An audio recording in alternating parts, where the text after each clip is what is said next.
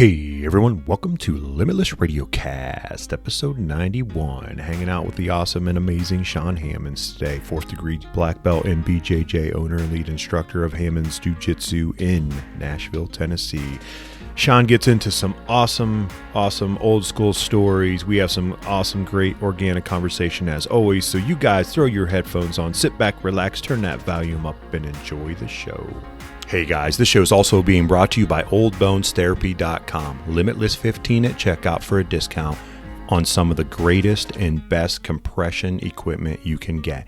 Stuff for your knees, elbows, wrist, ankles, shin guards. They even have insoles for your shoes. Chad and I have been using their products for weeks now. I wear 2 knee braces each and every time I train, and they are amazing. My legs feel better than they have been in a long time. OldBonesTherapy.com. Check them out. Hey guys, this show is also being brought to you by 28bands.com. They are strength and conditioning stretching bands. They're the greatest bands that you could ever have. They carry so nicely in your bag. You can take them anywhere with you. I take them to the gym with me and use some stretching sometimes. I carry them with me all the time. I use them at home. I cannot believe I haven't used these before. They are amazing. Push-ups, squats, lunges. You can do all kinds of stuff with these, and there's different strengths because the way they're designed with loops, it's amazing. You guys need to go out there and check them out. What's up, everybody? Welcome to the show. Hope everyone out there is doing well. So Chad and I have the great honor to hang out with Shawn Hammonds, and he's going to correct me. I could be wrong on this. He's a 4th degree black belt in Brazilian Jiu-Jitsu and the owner and lead instructor of Shawn Hammonds Jiu-Jitsu Academy in Nashville, Tennessee. Shawn, thanks so much for hanging out with us. And did I miss the degree? Are you still 4th degree? You're right. Mm-hmm, okay. I am. All right. Very good. I'm getting older by the second. Yes. Yes. Aren't we all?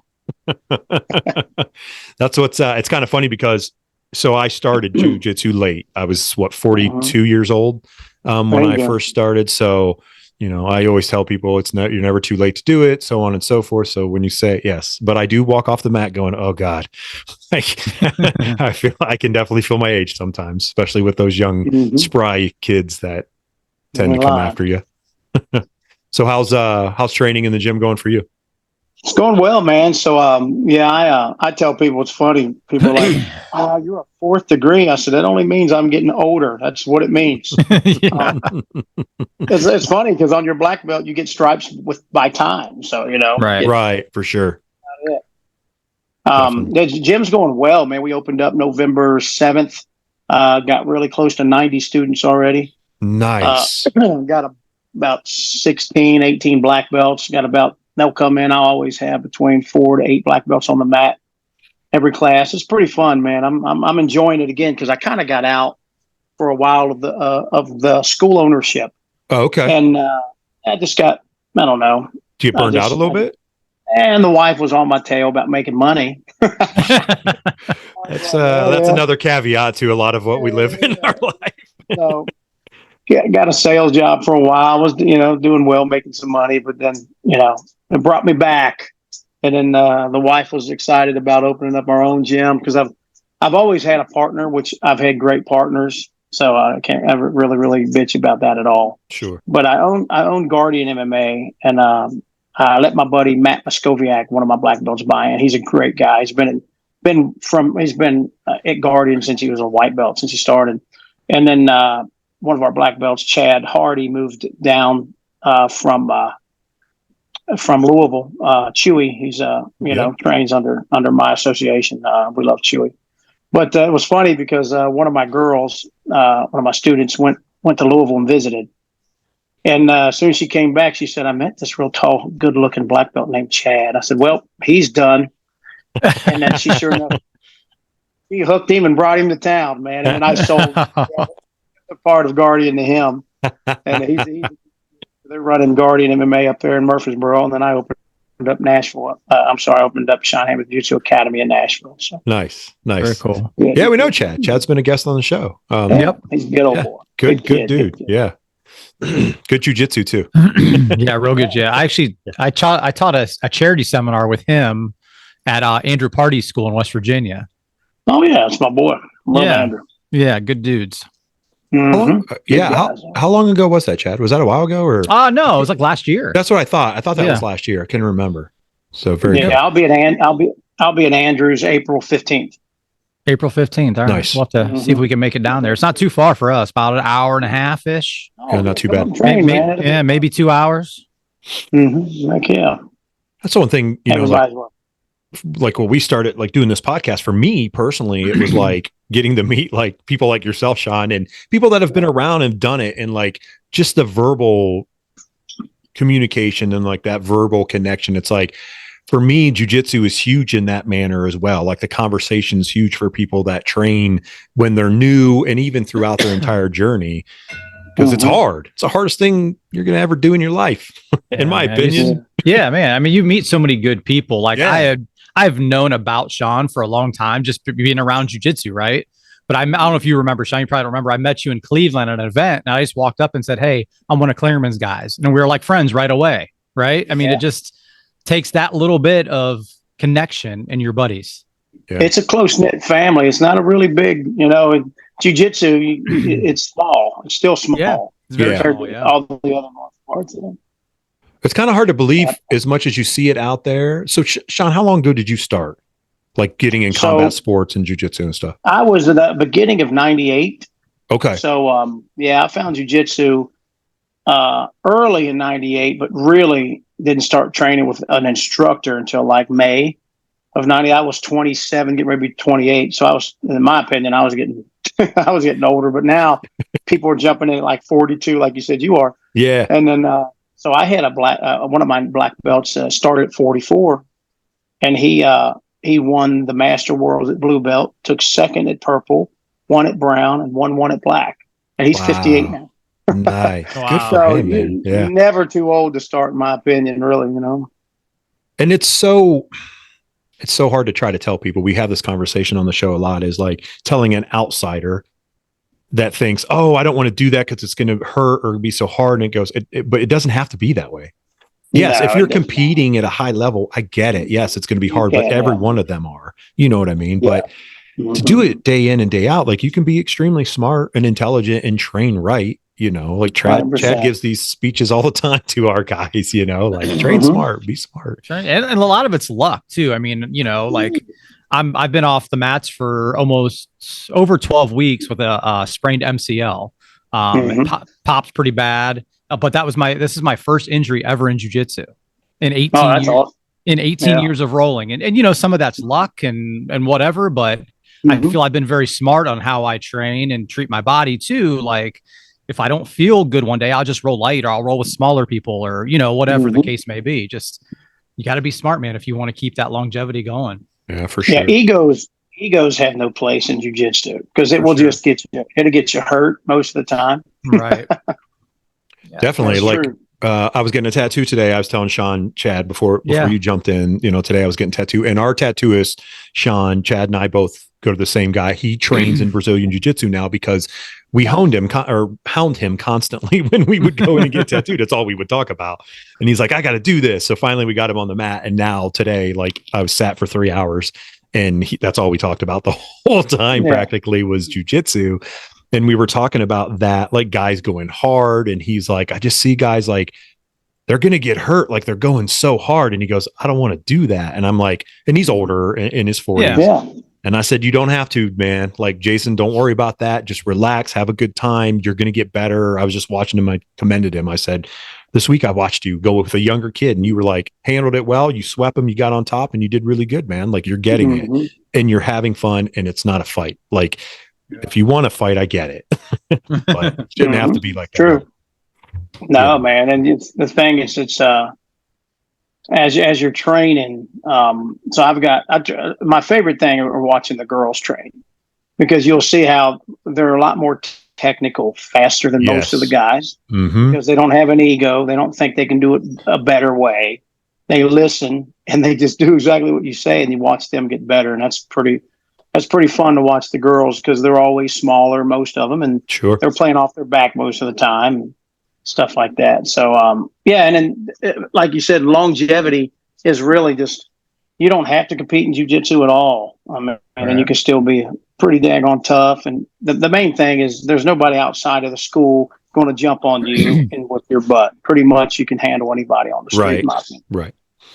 And I know there's that difference between, schools here and there, but for the most part, the community's small. There's that brotherhood and sisterhood that love one another. And it's like, no, oh, you train? Oh, we got to get some rolls in. That's really what it goes to. It's not like, oh, you want to fight? Yeah. Like, this isn't like, right. you know what I mean? Like, versus someone outside of it going, oh, I see red, I go crazy. It's like, okay, good for you. Yes. At my academy, some academies, it's disrespectful. Like if a blue belt was to walk up and ask a black belt to roll. Sure. And some academies. Mine's not like that. And I tell my guys, if we don't want to roll with you, we'll pretty much say, no, not right now. Yeah. Because I got a lot of old black belts now because they started back, hell, I got black. I'm 50. I'll be 52. So I got black belts that are in their 50. I got one that's 61. He'll roll with anybody. He tapes himself up. He tapes his hands up, his elbows, and he's had 16, 18 surgeries, and not because of jiu-jitsu. Right. He was oh yeah. Okay. Yeah. None of it really had to do with jiu-jitsu, but he'll tape himself up and fight with the best of them. It's funny as heck to watch. And of course, but there's a system to everything, man. If you want to be a competitor, then you go harder. Right. But you just got to be smart who you're going with. If you're 150, don't grab the 250-pound guy. It's just, that's younger than you. That's just don't make sense. That's not how you get better. It's how you get killed or hurt. Thank God there were times I've had lapses. Chad can call me on it for sure, where I'm like, someone would ask me to roll, because I asked this very question because I didn't know the rules or anything. A lot of other martial arts in my life did, all that, but nothing in jiu-jitsu. So I was like, is it okay to ask someone else to roll outside of a white belt when I first started? Yes, absolutely, man. Like, go ahead. And then I fell in love with rolling with nothing but upper belts because I'm older, and I was like, oh, I'm going to learn a lot more. I'm going to get beat up or whatever have you, but I'm totally fine with that. And it's been that way ever since now. I love it. I mean, I'm a blue belt now. Thank God. I know some kind of You're just at that point where you're almost ready to quit, man. You're almost there. Monday night wasn't ready to quit. So not that I've talked about this but I'm just going to bring it up because now it's on the tip of my tongue. So I'm doing my first competition April 1st. I have never competed in Brazilian Jiu-Jitsu. And Chad planted this seed, and I wasn't going to do it because I got COVID. So I'm 5 weeks out of COVID. I'm doing all right. Healthy, been back to the gym training the last 2 weeks. And I was like, man, this really messed up my routine because I'm such a person that pushes myself really hard to work out, to do stuff. And I'm like, I can't do it. I'm not going to have enough time. I can't get there. I'm not going to be ready. And so then Chad said something on the show, and I'm like, crap. So I got off the show, literally got on, signed up, told him, thanks. I signed up for it now. Well, Monday, we do a comp class on Monday, line drills, positional stuff, and then, set up stations, get off the wall, just rotate out. You get to stay on the mat, so on and so forth. And I was dying. Like, I still can't breathe. Like, I'm still struggling with my lungs, and it frustrated me so bad. I left, no music, driving home. And I'm like, I don't think I can do this. And it wasn't, I don't think I can do jiu-jitsu anymore. I'm like, I don't know that I can compete. I don't know that I can do this. Chad's hearing more of it now because I did make a Facebook post about it, but that frustrated me. And then I've gotten, over this last few days, I'm like, all right, just chill out, man. Tuesday I went, it was a great night. Talked to two black belts that were obviously Chad, one of them, and Pete Shock, our other black belt. And it was what I needed. Like, I needed coached out of my coaches in terms of like, you got this, like, don't worry about it. You're overthinking it. So, and so now I'm good. I'm cool. And I'm like, whatever happens. I'm going to give it my best shot, and I'm going to do everything I can. And I'm okay. I just want to do good jujitsu and not embarrass myself. I think that's what I'm worried about. There's the thing. There's a lot of overthinking in jujitsu if you let yourself do it. I tell a lot of people don't want to compete. It's not really the fear of competing. A lot of times it's the fear of winning or losing. And then they put too much pressure on themselves. And believe it or not, the mind is worse than the whole body. If the mind goes, the body, it doesn't matter how.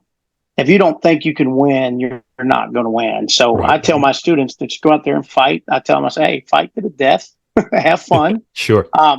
Don't worry about what I think. I will tell you what I think after it's over. And as long as you fight and you fight hard, I'm going to be proud of you no matter what. Sure. And that's what, if you're talking to your students, if you put too much pressure on your students, man, that goodness gracious, they put pressure on themselves already. Sure. Yeah. I know competing. I'm a black belt under Lloyd Irvin. Lloyd Irvin he's a monster, and he helped me with my mindset a lot. You know, that no one can beat you. You are the champ. You know, in order for them to win the Pan Ams, they have to beat me to win it. And that's how I always thought. And when I went in there, that's how I competed. And then I try to help my students. And, you know, I love to compete, but I have an association of probably about 22, 23 schools around the United States. Only probably 10 to 15% of people compete under me. Right. Sure. You know, so you don't have to compete to be a black belt or be good at jiu-jitsu. The thing is, if you do compete and some of the guys see it, they'll follow you because they like it, you know.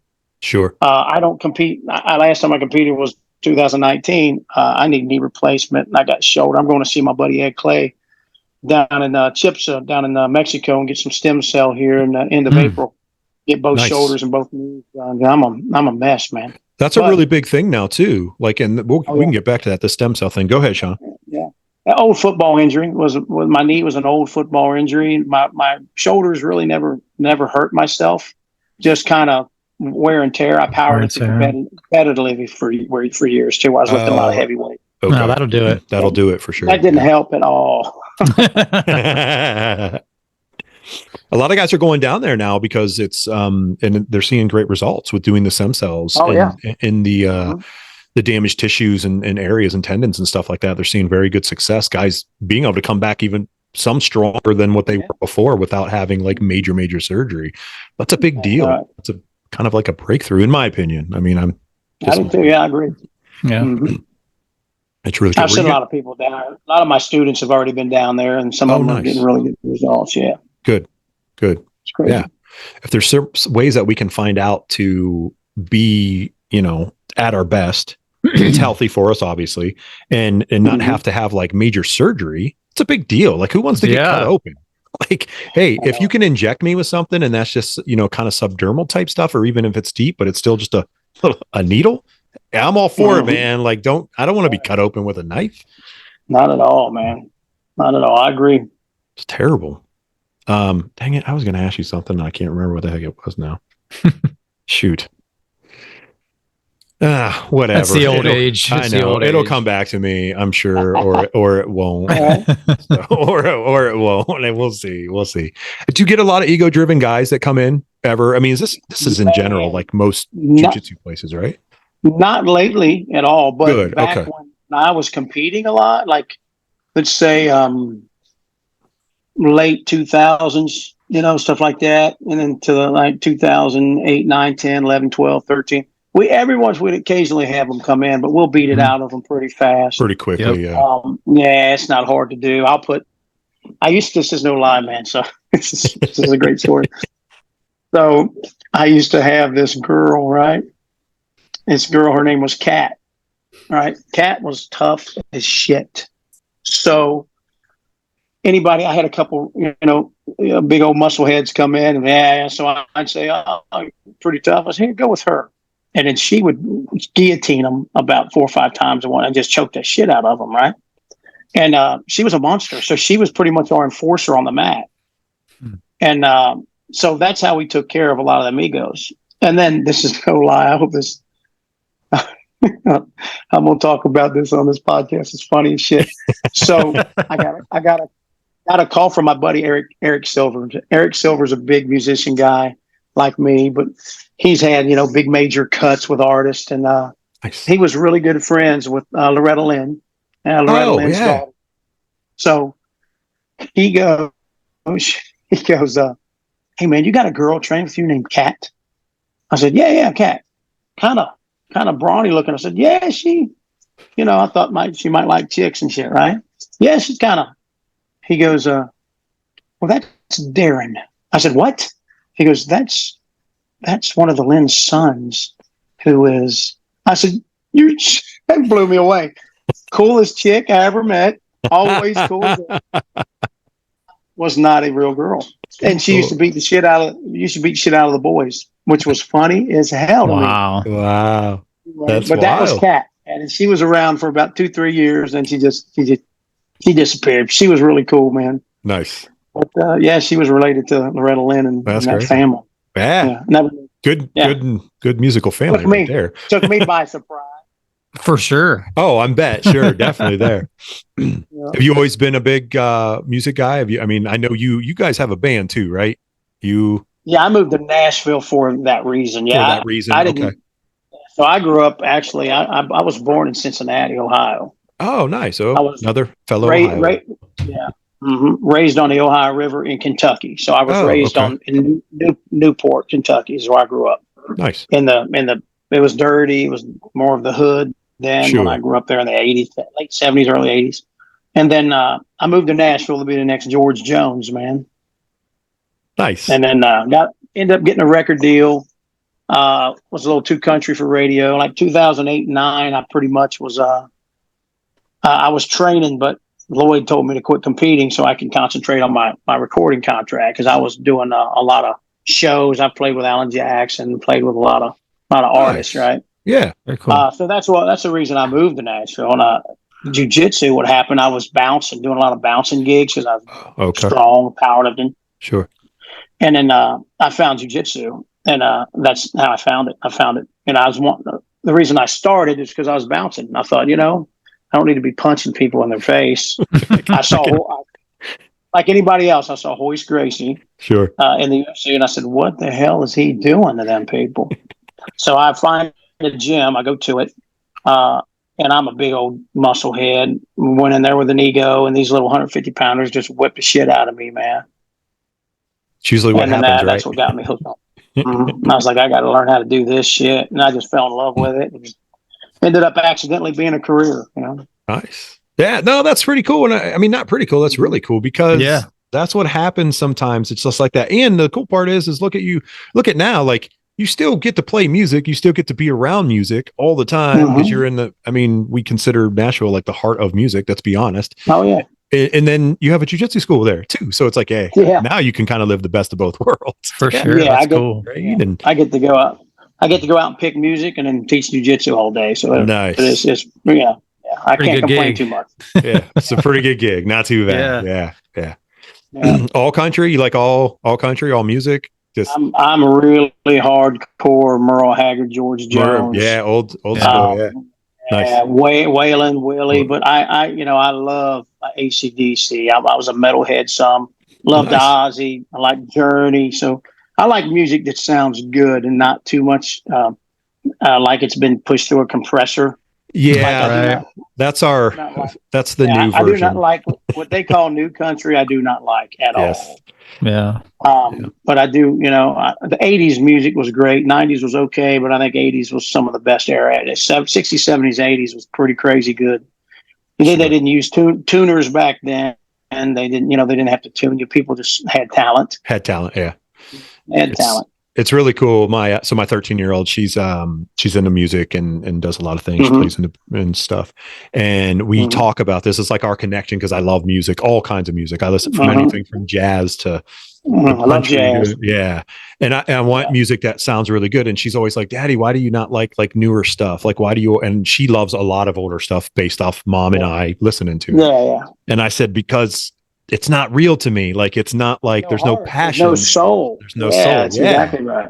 And no feeling at all. Yeah. I'm a bluegrasser too, so I love. Oh, nice. Very cool. Yeah.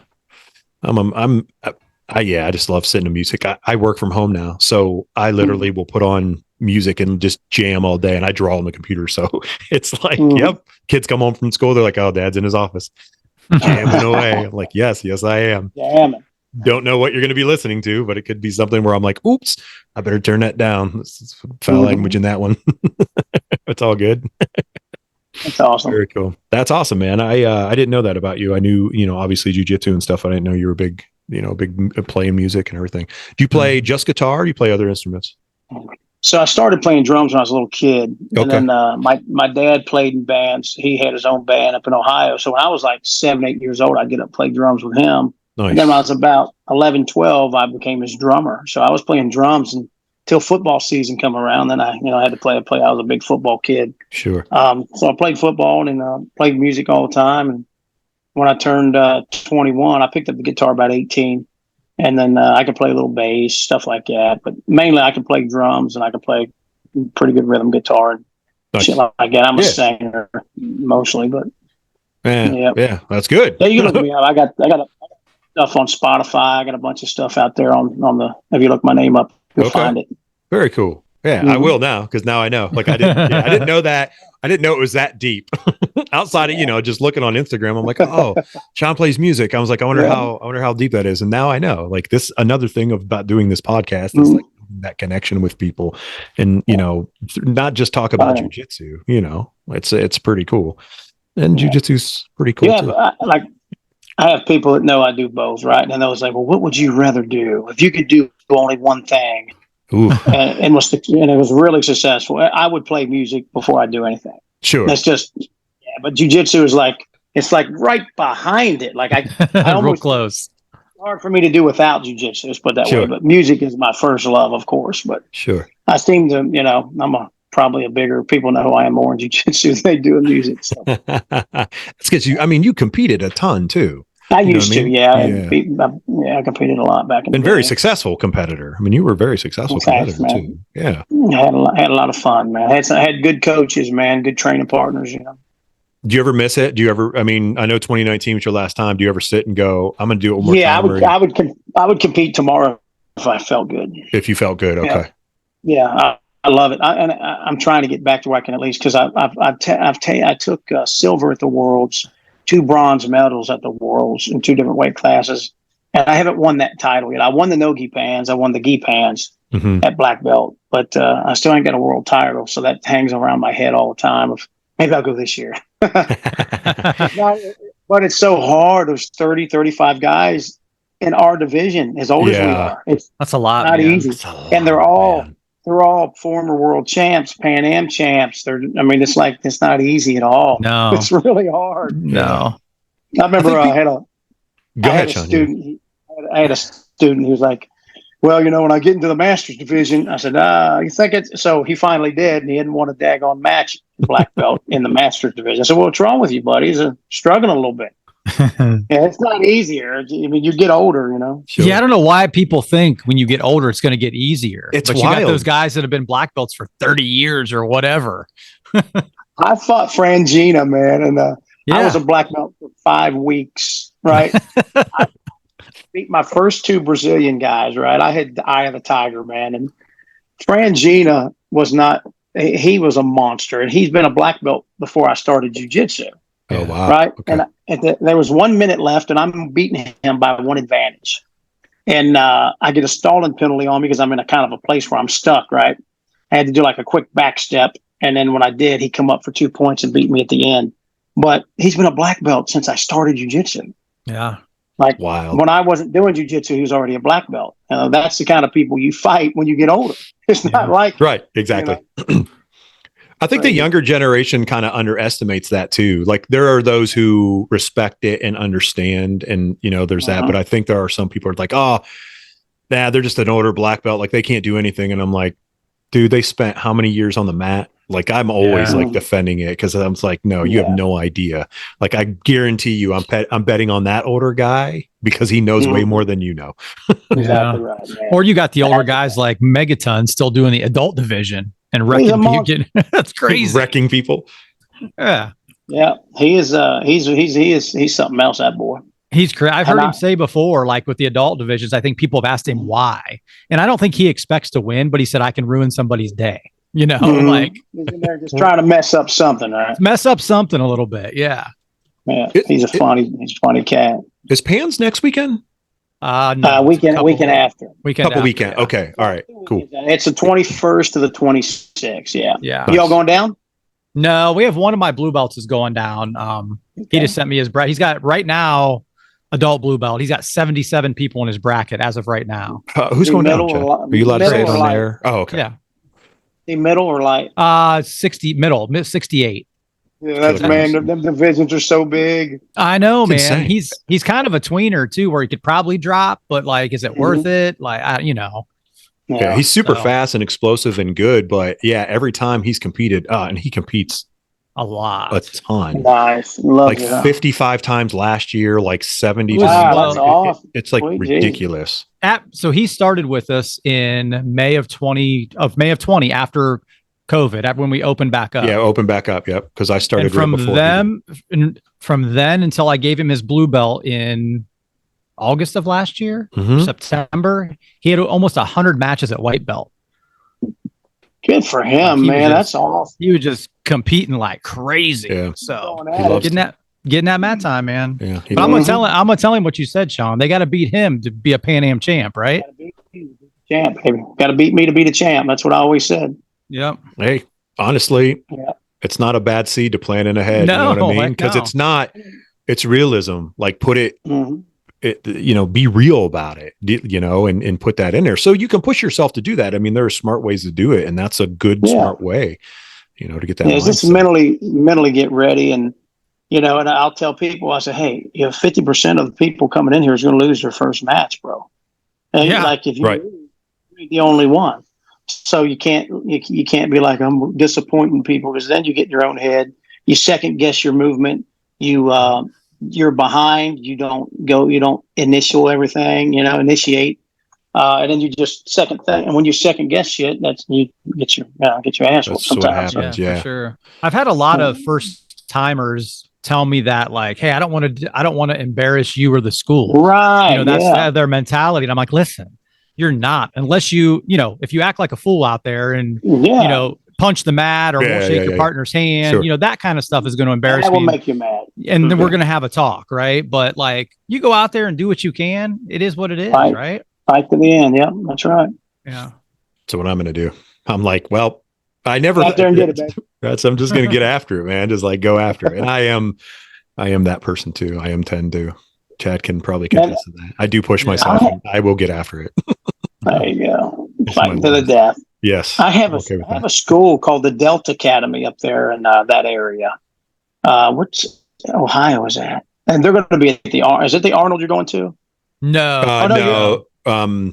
So we're doing an OGC. Dustin Ware's coming to camp. Oh, Dustin. Yeah, Dustin. Yeah. That's my buddy, man. I've loved that guy forever.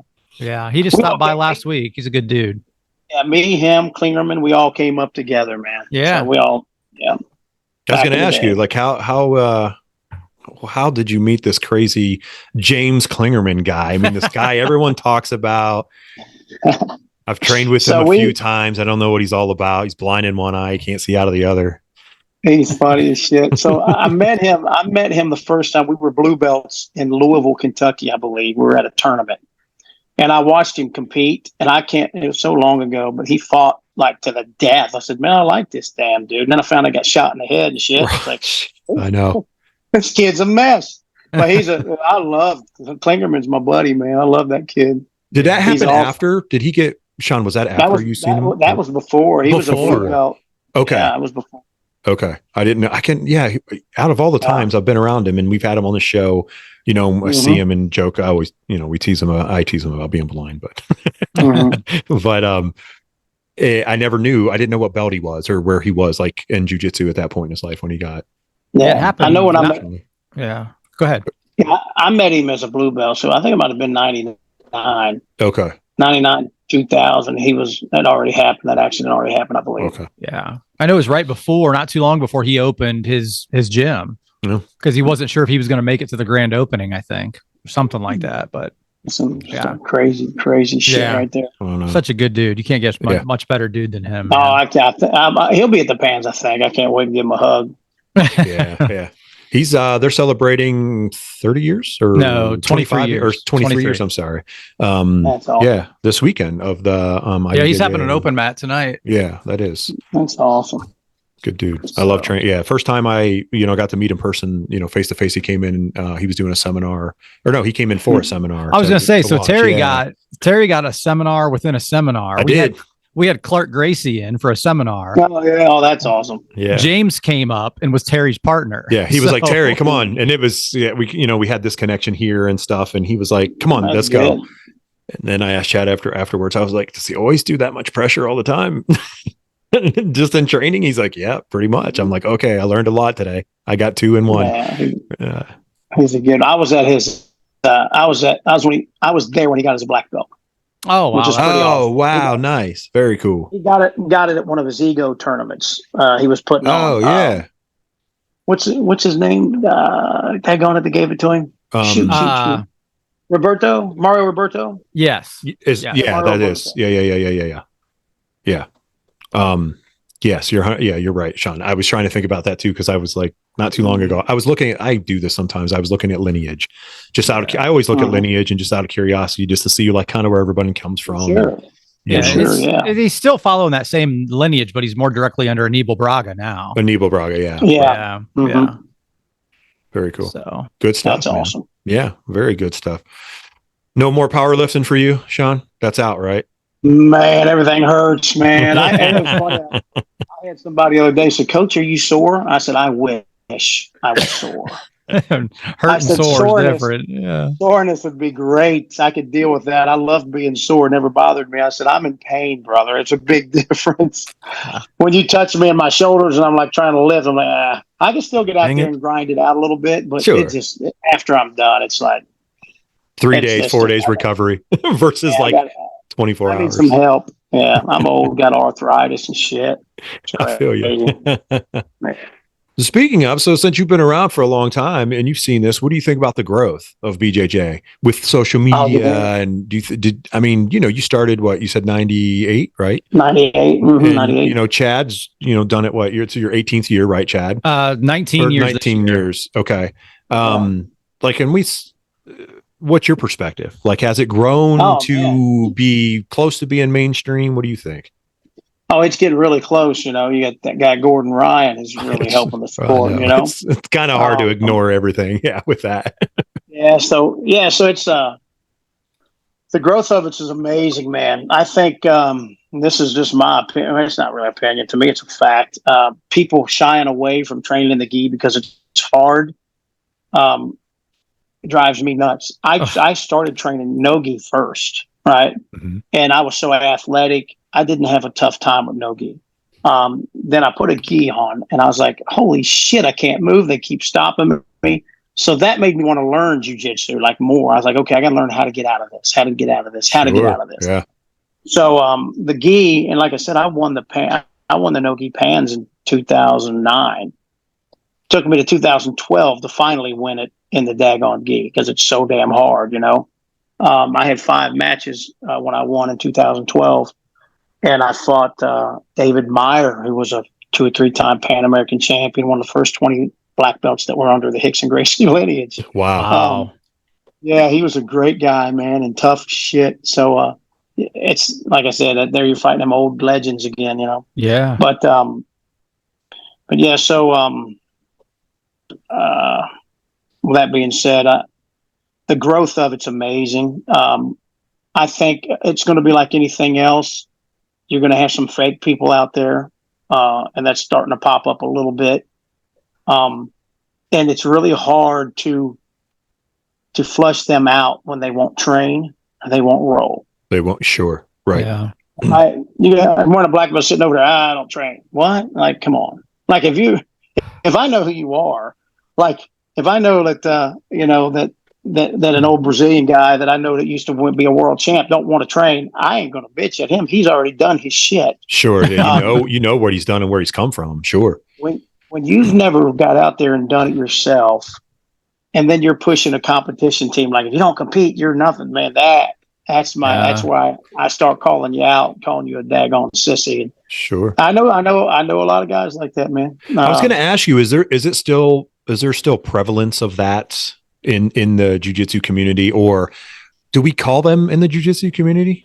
And I don't know, because I'm asking Chad, Shawn, what's your opinion? Like, do we? I'm sure it still happens. I'm sure it definitely happens. There's a lot of people that won't call them out. Is what the problem is. Yeah. I opened up this school, man, and people that come in my school, they come and get on the mat. We have one of the best environments. Like, it's a family deal. We don't have cliques. Everybody's cool. My brown and black belts will take you and help you if you come in and you're a white belt. Yeah.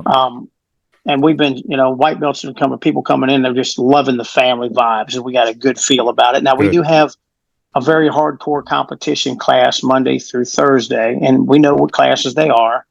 And if you come to that class, it's like, I don't want to go to that class if it's scary, but I have fundamental classes for everybody else, Mm-hmm. So right. you should have it like that, because there's some people that just really like to kill each other, and then some that don't, that want to live and a long life. Sure. Without limping. I mean, you're right. And it's awesome to hear you say it that way, because that's what Chad has instilled at East Coast. Like, it's atmosphere first, but when you walk in the door, like, it's not about like seeing medals or seeing this or seeing that. It's like atmosphere. We want you to be here. We want you to succeed, because we already know how hard it is to walk through the door in the first place. So man, it's the truth, man. That's awesome.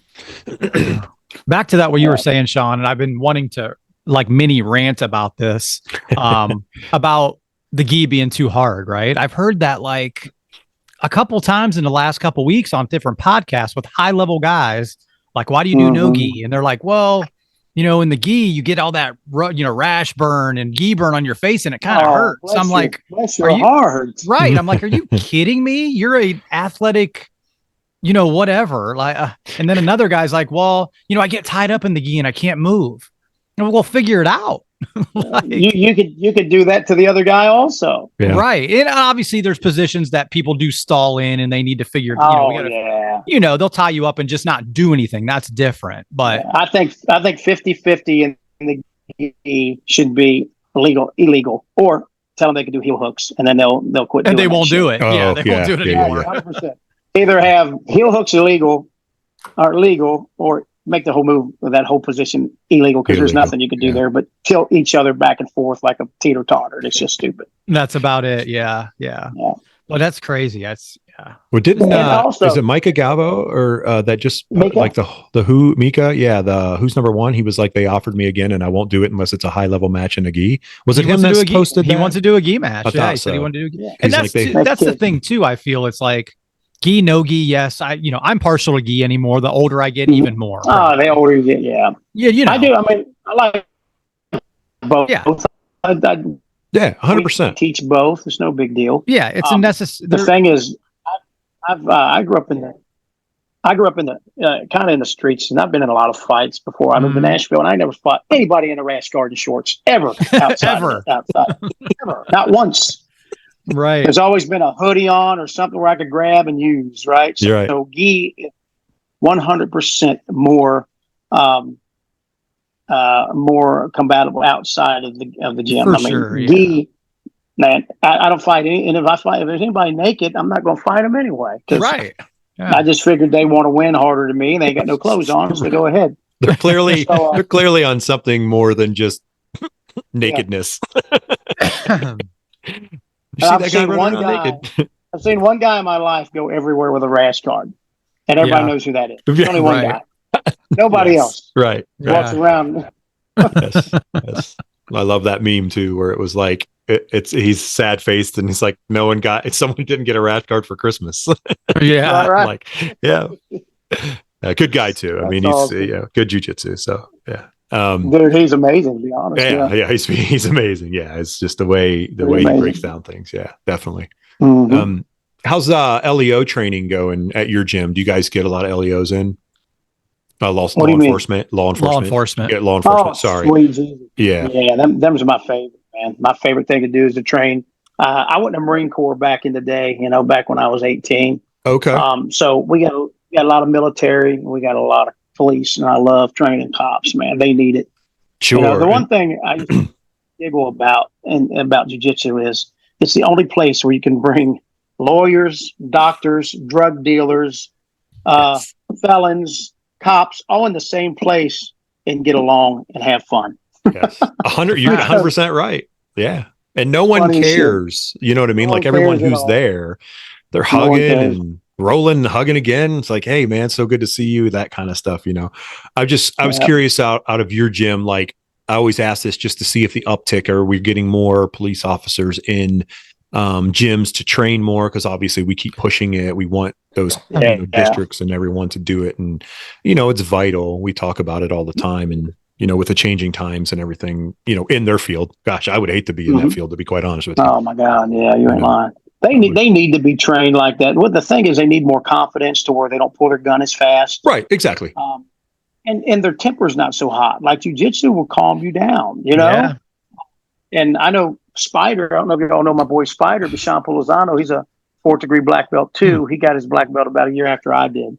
They called him Spider, so he's like 6'5", but he's been on the force for a long time, and he would chase people down, tackle them, handcuff them, like other people are pulling guns and shit, right? And, right. And because now he's teaching a jiu-jitsu program at Metro down in the Metro Police Force. Oh, so nice. He's got a bunch of cops. He's teaching a lot of cops now, which is great because, like I said, if you can keep somebody from, I believe a lot of people should be shot. It's just my opinion, but you can't shoot them all. If you can, keep from pulling your gun, because you get in trouble too if you shoot somebody and maybe they turn their back and now you're in trouble. You murdered somebody, even though they tried to shoot you 7 times already. Oh, but if you go ahead, Shawn. No, yeah. So the bottom line is, I think it would give more people a lot more confident than pulling their gun faster and not having to punch somebody and make it look like it's like they're killing somebody. When you can do jujitsu, it doesn't really look like that. You hit the nail on the head with the confidence thing. I think there's a huge disconnect of going, oh, I'm protected because I have this, whatever version of Glock or Springfield or whatever it is they're carrying these days, on my side. And it's so easy to pull and to point and just start firing because I'm hyped up. And that is a super stressful moment. I get it. And people have to do it. I get that. But there also are many, many times where they don't have to do that. And I do believe that there's a disconnect there. But hearing like your friend that is within, I talked about this before on the show, is that maybe that's the way we fix it. In every area, there has to be someone that actually is trained for a long time, and then they're internally, and then they can convince everybody there that this is vital to your life. You know what I mean? Like, in not just your life, but their lives as well. Like, handle it the best that you can. I don't want to see, I pray for these guys all the time, everyone. I'm always thinking about them because I don't want anything to happen to them. They picked a really hard line of work, and we have friends and family that do it. People that we consider family that train on the mat every single day. It's like, I want everyone else to train too because of that reason. Like, to be effective. So it takes, like you said, Terry, it takes somebody internally. So we've gotten probably 10 plus new students that are law enforcement since January. And what happened was one of my blue belts, who is a Canton police officer, did a GST, the Gracie training, right? He went and did that and then brought it back to the PD, and they started doing it there. And all of those guys are like, we have they finally were exposed. So we have no idea what we're doing. Yeah. They saw how helpless they were. They're like, we got to figure, we got to get on this. So, it's got to take somebody internally, and I think it has to be a buy-in from the top down. Yeah. The chief, the sergeant, whoever that is, has to buy in. Yeah. One of my police officers, we were talking about that, and I said, I think that if you're running the police department, there should be a budget for cops. Like they pay you to go to, firearms training. Yeah. They don't make you pay for your gun. They should pay for jiu-jitsu. I ain't lying. And it's not just to make money. Every cop should have to go to at least 1 day a week jiu-jitsu for their training, and it should be paid for by the department. Yeah. And it should be categorized as a tool, like a gun belt or a gun. It's a tool. It's not just like, oh, I know how to do this martial art. No. That's a tool, man. Like a real tool that save my life. Yes. Save your life. 100%. Yep. That's wild. Well, hopefully it's, continues to go in the trend that we see, and that we're getting it pushed more out there, talking in the community, talking to people about it, getting the right people in the districts to talk about it, to encourage people to come try it out, and then getting that, getting caught on and get going with it. Cause it's important, folks. Everyone out there's listening to the show, you guys all train. And if you don't, as I've said before, find a good gym, start training, start training. It's going to be, it's the greatest thing you're ever going to do in your life. I'm sorry, but I just can't. It's like a drug.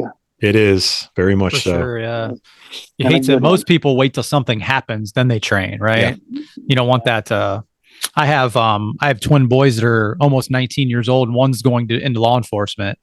And kind of came up, watching me do jujitsu and all that stuff, and he wants nothing to do with it. I'm like, come on, man, now's the time, But something will, spark him. That's what you get to the police academy and people put their hands on you. It's going to be a little different, Yeah, that's a fact. That's true. Yeah. And they are going to put hands on him sooner or later. Oh, Right, for sure. exactly. Yeah, it's going to happen. Yeah. So, my oldest is 15, and we'll see. He's very like, I want to go to the military. We have a lot of family members that were in the military. His grandfather was, and he's like, I think that's what I'm going to do. And he's super smart. Kid has a 3.8 grade point average, freshman in high school, super smart kid. And I'm like, come train with me, come all the time. Cause I'm like, you need to know how to do this. Like, I'll goof around and get stuff. And I go, how do you get out of this? And he's like, well, I don't know. And he's like, show me. And I'm like, well, come to the gym. You can train with me. It's fine.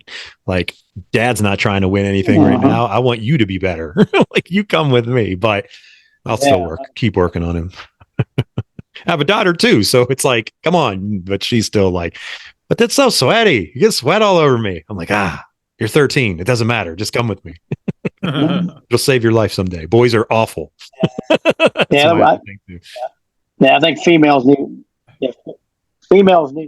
anybody, man. For sure. That's true.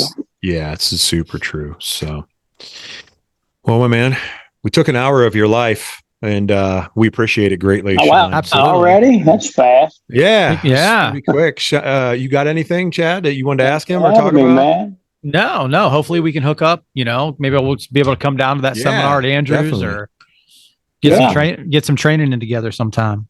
Definitely. Hey, Shawn, anything you want to? Yeah, go ahead. April 15th. I'll be April 15th. Sweet. That'd be awesome, dude. Yeah. Tell everyone. Yeah, man. No. So I own Shawn Hammonds Jiu-Jitsu Academy down in Nashville, Tennessee. Man. I'm having my grand opening and team training on March 11th. On the 10th, my boy Joe Bays is going to come in and teach from 6 to 8. And then Saturday, it'll be over 200 people. It's always really big. We'll have 40 to 60 black belts on the mat. And I have Jamil Hill-Taylor, world champion, team. Down. So I love that kid. I remember when he was him and Malachi, they were killing it right now. They were just little 7-year-olds. I used to flip around when I was a brown belt, back when I'd go up and visit Lloyd, So, very cool. I just reached out to Jamil about doing a seminar for us. Yeah. Jamil's a good dude, man. His lasso guard is. I know it's short notice. It's amazing. So, short notice, but if y'all want to come on down to Nashville next Friday. Next Friday. If not, come see me April 15th. Yes. So I'll be up there with Party in his place. Nice. Cool. Awesome, man. Mm-hmm. Very cool. Well, thanks, Shawn, so much. Appreciate you, man. God bless you and your family and everything you're doing. Keep up the great work. Sorry about the no-show last time. I just good, it's all good, dude. Listen, we tell everyone. I'm a blonde. You're a family man that has a lot going on. One thing about this show is that's how we treat everybody. Look, man, you have a family. We're grown, middle-aged men that this is how we are in regular life, and things happen, man. So it is what it is. You're here now. Will you tell James, I'm here. Text him right now. Take a picture and be like, listen, Shawn showed up. Tell James Klingerman I love him to death. I'll do that. All right, my man. We'll talk to you. Thanks, all right, Shawn. Take it easy. Awesome. All right, later. Thank you guys. Appreciate you. Bye-bye. Right. Bye-bye.